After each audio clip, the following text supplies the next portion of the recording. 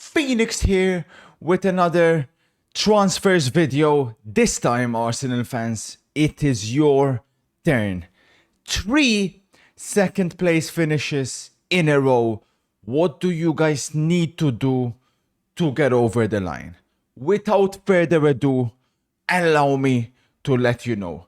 This is, of course, a realistic transfer window. There'll be a lot of Arsenal fans who will be putting certain lineups out there that may not be feasible. But as always, with the Phoenix, we will always keep it real. Let's get straight into it with the exits. Neto basically confirmed to be out. Second goalkeeper, not much to go into. Tierney, I mean, this one pains me. Like, I'll be real, this one pains me because there were glimpses of the old Tierney again in the latter part of the season, but injuries have destroyed what could have been a top player. You know, never forget when he first arrived to Arsenal. We all thought that he was going to go on to dominate, and then injuries took over, which was a very sad sight to see. But again, it's the time for Arsenal to part ways with him. There's rumors of him going back to Celtic. I do expect him to leave Arsenal. Up next, Krychenko. You know, Arsenal fans, I'll never forgive you for what you were saying about this guy in the first season. He was never good enough. Yeah, sure, he was having a decent season, but as always, you took it a bit too far. Best left back in the Premier League, blah, blah, blah, blah, blah.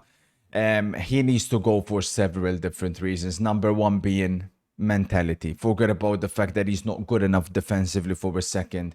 Mentality. You look at him and you see a loser. Yeah, he won trophies with Manchester City, but you could have put me in that squad instead of him, and the result would have been the same.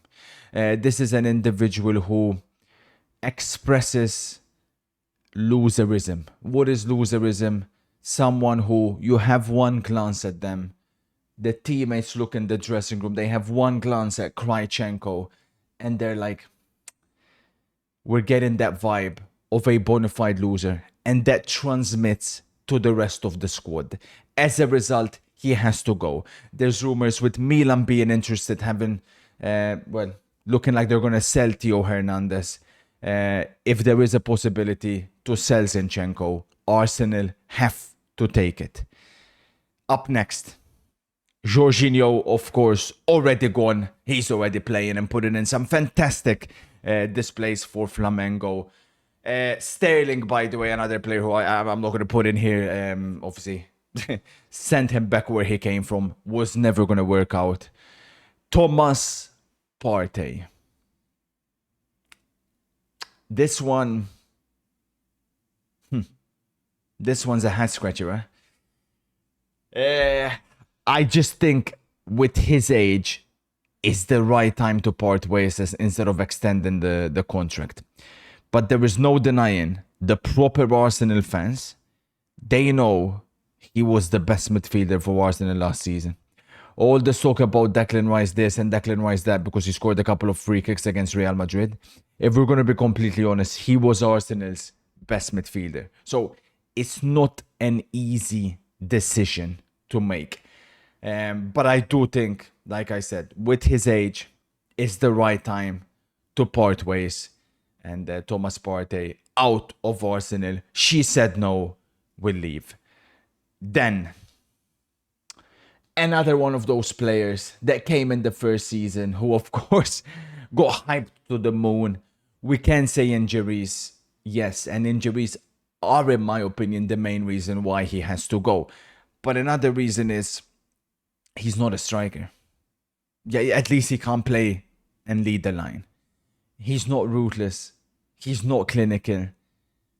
Yes, he has a higher football IQ than most of the Arsenal attackers. But with the accumulated injuries, him covering on the wings is going to be less and less likely. And him being up front, I just do not like. I think Gabriel Jesus' time at Arsenal should come to an end. I'm not sure how much Arsenal would be able to get from him, but I know it's the right time to sell him. So that's it for the exits. Now, ins. Kepa basically confirmed to replace Neto in goal. So I can't say much on this.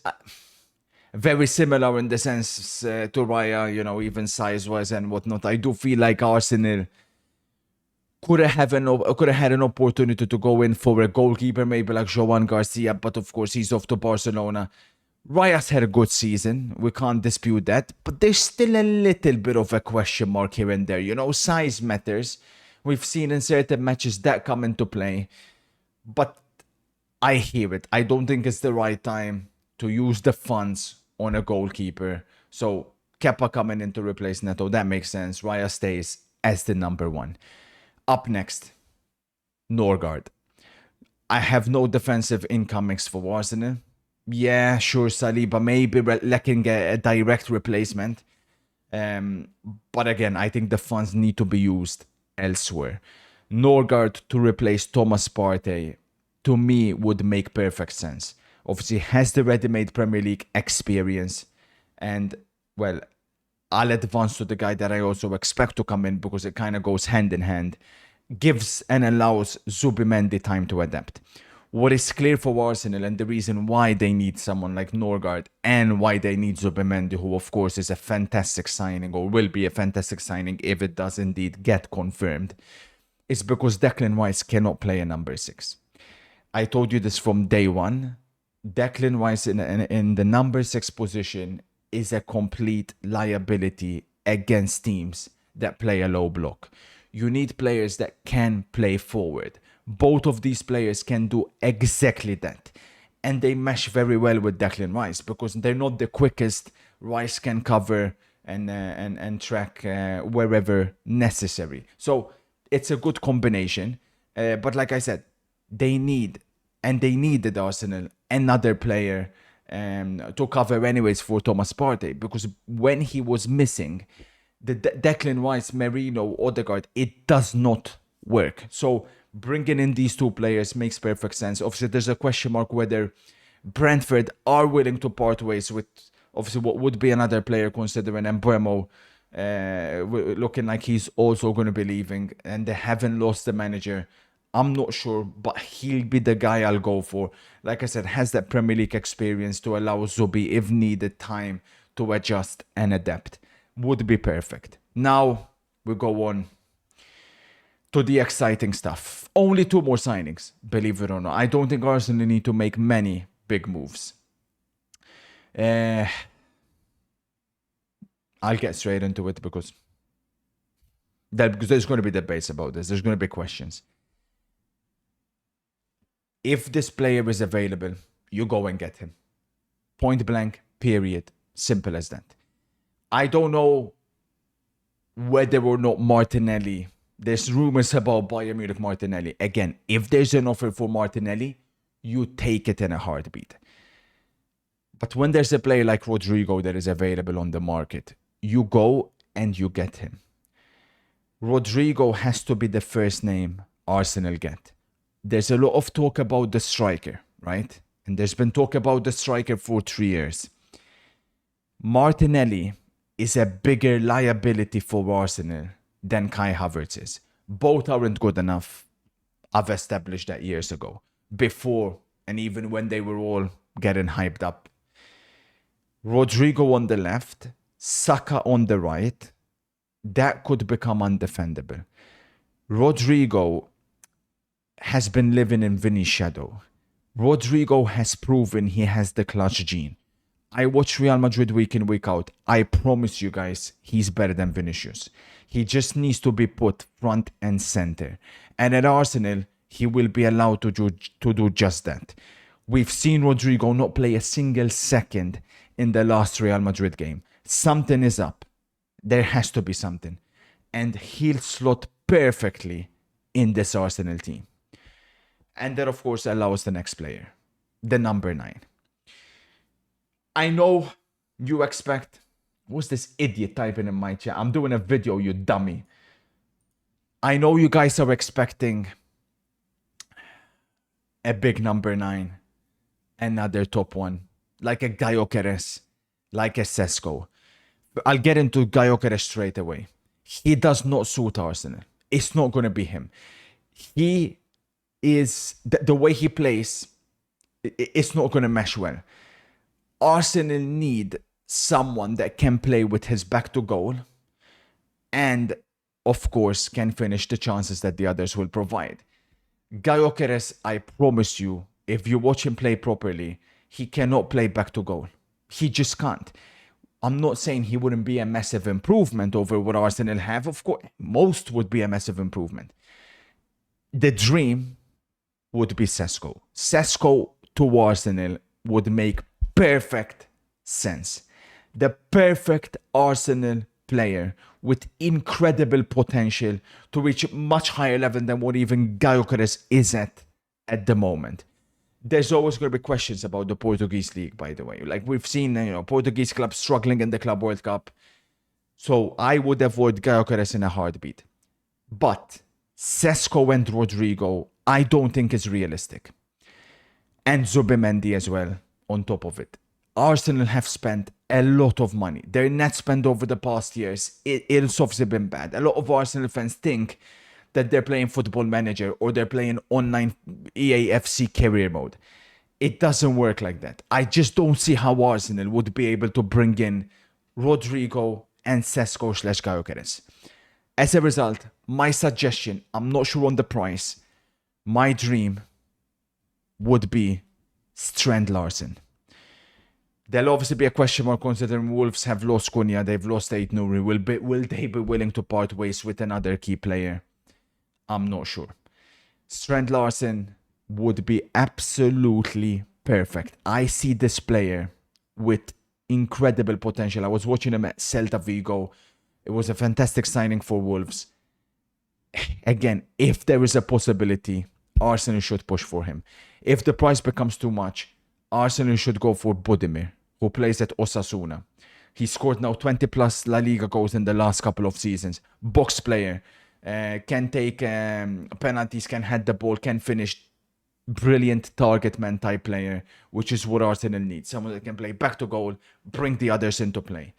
The reason, again, that I've gone for this approach is number one, Rodrigo has to be signed. Number two, I think Martinelli is a bigger liability than Havertz. So, this is what I then have for the Arsenal squad. Raya Kepa in goal. Timber, Ben White. I know Tomiyasu. I know. Can you depend on him? Can you trust on him? But Ben White can cover here as well if necessary. Gabriel and Kivior, Lewis Kelly, Calafiori. I liked Kivior towards the end of the last season. I would keep him, but of course Calafiori can also play center back if needed. The defense, it's a slight risk because some would argue you need another defender, but I say leave it as is, spend the funds elsewhere. Then come the two players I want in, Zubimendi and Norgard.